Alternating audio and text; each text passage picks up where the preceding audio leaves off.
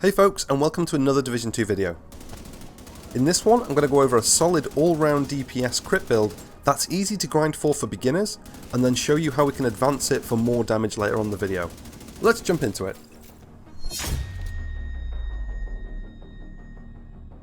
So in this video, I'm going to walk you through an all-round DPS crit build that can work great with pretty much any weapon type depending on your preference. Plus, this build's going to carry over great to TU10, and more than likely be stronger with all the damage increase buffs on their way. Then, later on in this video, I'm going to go through an upgraded version using a few named items to get even more damage out of this build.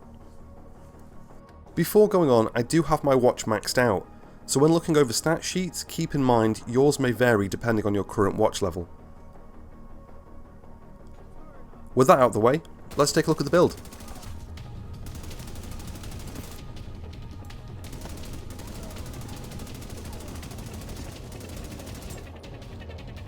The base of this build is its brands, with 3 pieces of Providence giving us 10% headshot damage, 10% crit chance, and 15% crit damage, 1 piece of Grupo for an extra 15% crit damage, and 1 piece of Cheska for another 10% crit chance. That together gives us 10% headshot damage, 20% crit chance, and 30% crit damage just from the brand bonuses. And for the 6th piece, I'd recommend thinking about what kind of weapon you want to run, and matching the brand for that weapon type. For example, on this version of the build, I've used a Fenris chest piece giving an extra 10% assault rifle damage for my P416. But there is a brand for every weapon type that'll give you 10% extra weapon damage. Petrov for LMGs, Araldi for marksman rifles, Sokolov for SMGs, Overlord for rifles, Fenris for assault rifles, Badgertuff for shotguns, and Douglas and Harding for pistols.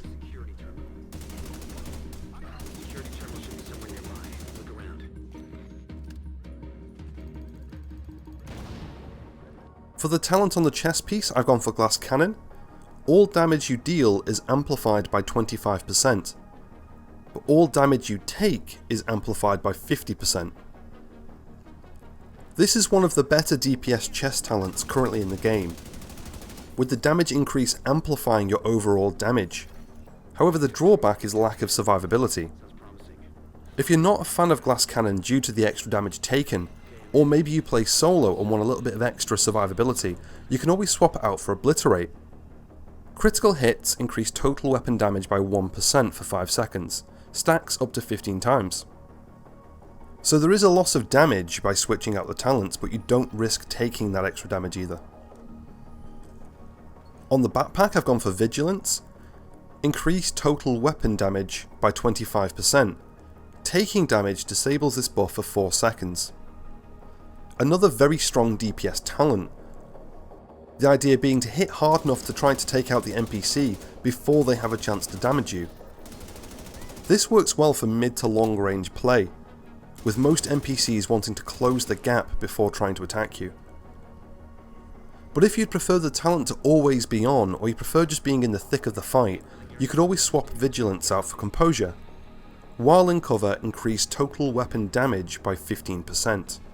Again, you're losing damage by swapping out the talent, but this means you're keeping your damage increase as long as you stay in cover, whether you take damage or not.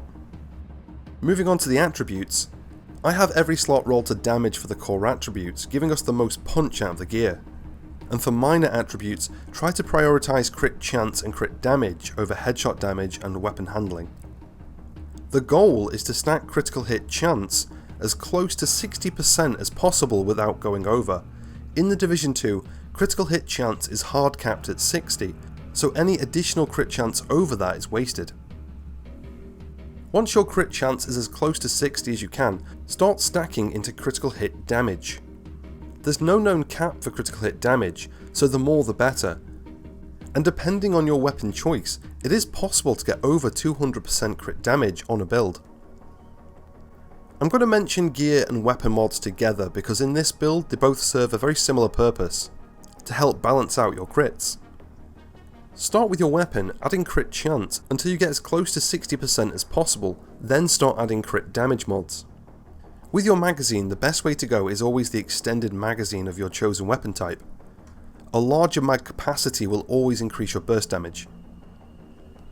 The goal is to squeeze the crit chance out of your weapon mods so you can use your gear mods for crit damage. This is because on weapon, the crit chance mods add 5%, and the chance gear mods can add up to 6%. However, the crit damage mods on a weapon will only give you 5%, and gear mods will give you up to 12% crit damage. So the 3 mod slots available on your weapon can give you up to 15% crit damage, whereas the gear mods can give you up to 36% crit damage, and that's a pretty big difference. For the specialization, I tend to go for the gunner spec. This is because I like to play this build with LMGs, so the extra 5% rate of fire on kill can be a very good damage increase. Plus, the extra armor on kill can go a long way too. But feel free to try out other specs to fit your playstyle. Just remember to pour some points into your chosen weapon type for that extra 15% weapon damage. So that's the build. But if you want to step it up, here are a few named pieces you can throw in to increase that damage further. In this version of the build, I've kept the mask, backpack and holster from the previous version, and added a few named items. First, I removed the Fenris chest and replaced it with a named Providence chest piece, the Sacrifice. This comes with perfect glass cannon, increasing the damage from an amplified 25% to 30%, but also increasing the damage taken from 50% to 60%. Next, I removed the Grupo gloves and replaced them with the Contractor's gloves. These are a named pair of Petrov gloves that come with a unique stat 8% damage to armor. And for the knee pads, I've removed the Providence knees since we're now getting our third piece of Providence from our chest, and replaced them with the named Overlord knee pads Fox's Prayer, which just like the gloves, come with a unique attribute of 8% damage to targets out of cover. The reason we've swapped out the gloves and the knees is that both damage to targets out of cover and damage to armor are both multiplicative damage types, meaning that they'll give your overall damage an increase. Because of this, I'd also highly recommend rolling damage to targets out of cover or damage to armor as your third weapon attribute. If you wanted to try making a build from scratch, I do have another video where I walk through creating a build from the beginning that you can find here. Well, I hope you found this video helpful. If you'd like to see more build videos in the future, let me know in the comments below. Thanks for watching, and I'll see you in the next one.